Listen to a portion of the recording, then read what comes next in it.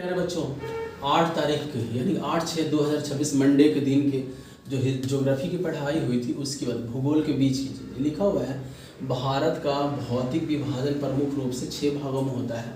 भारत का सबसे नवीनतम भौतिक भाग हिमालय पर्वत श्रेणी होती है। भारत का तीसरा क्वेश्चन है, भारत का प्राचीनतम भौतिक भाग को कहते हैं प्रायद्वीपीय पठार। फिर यहाँ भारत के सबसे उत्तरी पर्वत श्रेणी को क्या कहा जाता है? हिमाद्री, महान हिमालय। 5वां नंबर है कि भारत हिमालय के मध्य श्रेणी कहलाती है हिमाचल, जिसको लघु हिमालय बोलते हैं। हिमालय के दक्षिणतम जो दक्षिणी श्रेणी उसका नाम है शिवालिक। शिवालिक पर्वतमाला की किस नाम से जाना जाता है? बाह्य हिमालय के नाम से।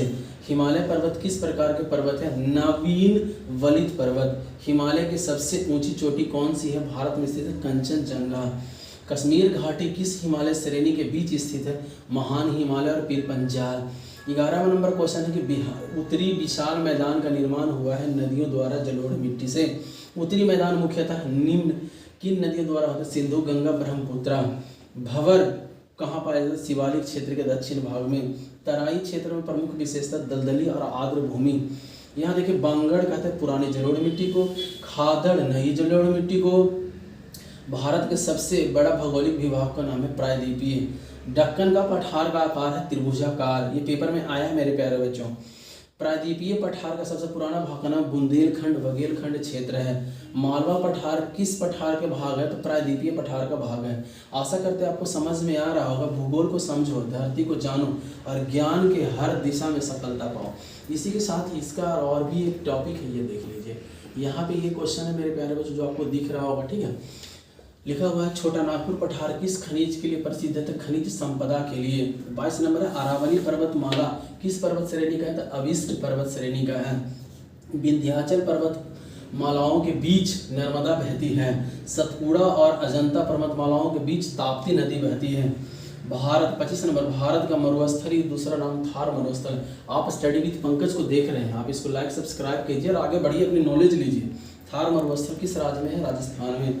थार मरुस्थल रेत के टीले को कहते हैं बालूका स्तूप। ये राजस्थान के पेपर में आया था। पश्चिमी तटीय मैदान किस सागर के किनारे है? अरब सागर। पूर्वी तटीय मैदान किस जल का निकाय के किनारे है? बंगाल की खाड़ी। कोंकण तट किनके बीच स्थित है? मुंबई और गोवा के बीच।